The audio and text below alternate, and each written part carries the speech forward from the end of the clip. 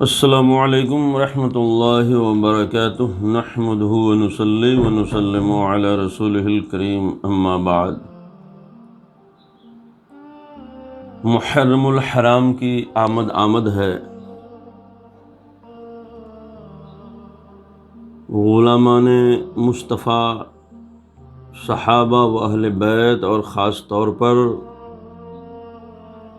سیدنا امام حسین اور شہدائے کربلا رضوان اللہ تعالی علیہم اجمعین سے سچی محبت و عقیدت رکھنے والے لوگ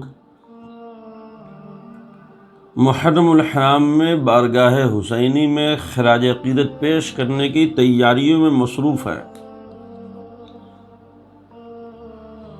یقیناً یہ ہم سنیوں کی پہچان ہے کہ ہم اللہ کے رسول صلی اللہ علیہ وسلم، حضور سے نسبت رکھنے والے صحابہ، اہل بیت کرام اور خاص طور پر سیدنا امام حسن و حسین رضی اللہ تعالیٰ عنہما سے سچی محبت و عقیدت رکھتے ہیں۔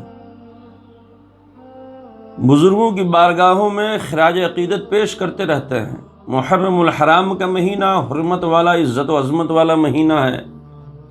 اس مہینے کو حضرت سیدنا امام حسین اور شہدائے کربلا رضوان اللہ تعالی علیہم اجمعین سے بھی خصوصی نسبت ہے۔ اسی مہینے کی 10ویں تاریخ کو سیدنا امام حسین علیہ جدہ وعلیہ السلام نے اپنے جانثاروں کے ساتھ ظالم و جابر، فاسق و فاجر، بدبخت حکومت یزید پلید کے فوجیوں سے حق کی سربلندی کے لیے جہاد فرماتے ہوئے جام شہادت نوش فرما لیا تھا۔ ساری دنیا میں سرکار امام حسین رضی اللہ تعالیٰ عنہ کی بارگاہ میں خراج عقیدت پیش کی جاتی ہے۔ اس موقع پر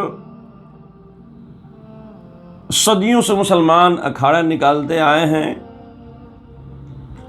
اور اس موقع پر بڑی اچھی چیز رائج تھی۔ مسلمان لاٹھی کھیلنا سیکھتے سکھاتے تھے، فن سپہ گیری میں مہارت حاصل کرتے تھے، تلوار بازی، نیزہ بازی وغیرہ ایک سے ایک فنکار ہوا کرتے تھے۔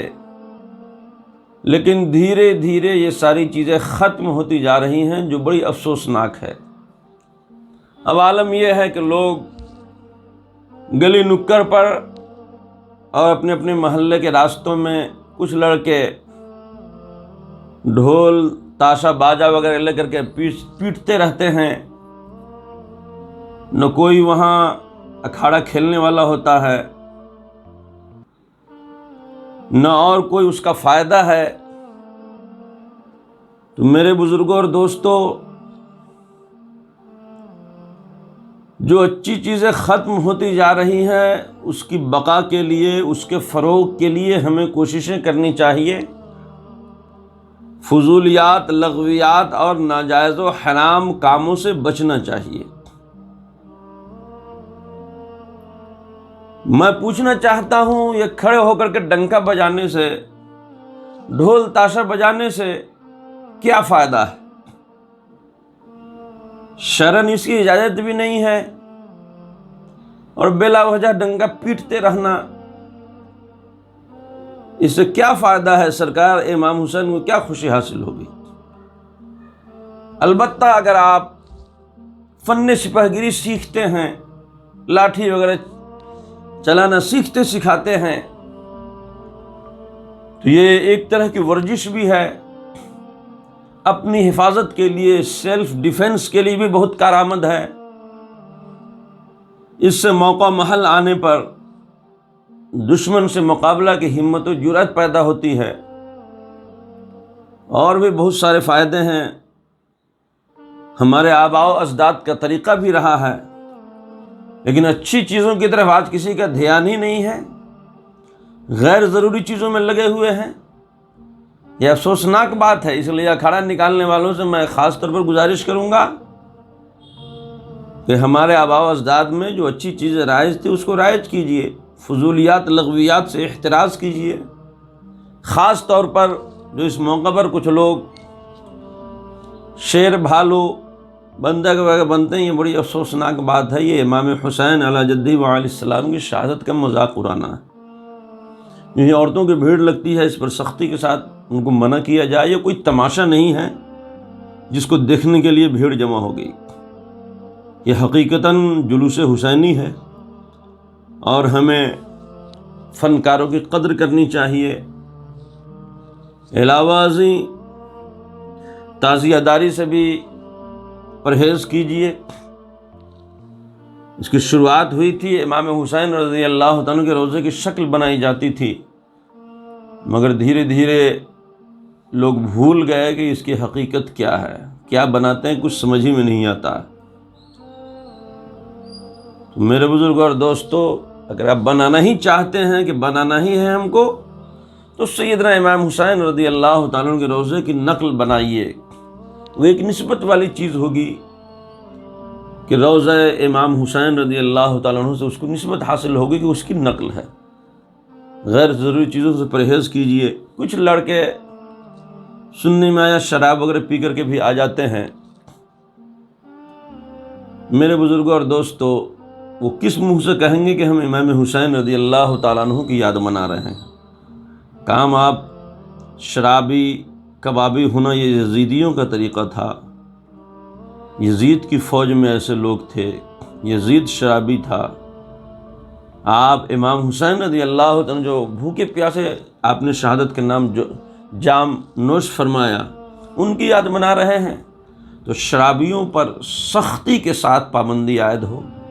کوئی بھی شراب پی کر کے اکھاڑا کھیلنا تو دور کی بات ہے، دیکھنے کے لیے بھی نہیں آنا چاہیے۔ اور بھی جو اچھی چیزیں ہیں اس کو رائج کیجیے، سماج کو صحیح پیغام دیجیے، اور حفظان صحت کا بھی خیال رکھیے۔ اللہ تعالی ہم اور آپ سب کو صحیح طریقے سے شریعت کے دائرے میں محرم الحرام منانے کی توفیق عطا فرمائے۔ یہ بھی آپ دھیان میں رکھیں کہ نیک نیتی سے اگر یہ سب چیزیں سیکھی جاتی ہیں اپنی حفاظت کے لیے، قوم کی حفاظت کے لیے، بال بچوں کی حفاظت کے لیے، تو نیک نیتی سے یہ فن سپاہ گیری سیکھنا، لاٹھی وغیرہ چلانا سیکھنا سکھانا، یہ صرف جائز ہی نہیں بلکہ ثواب کا کام بھی ہے۔ اور محرم الحرام کے جو ایام ہیں 1 تاریخ سے لے کر 10ویں تاریخ تک، یہ بڑے متبرک ایام ہیں۔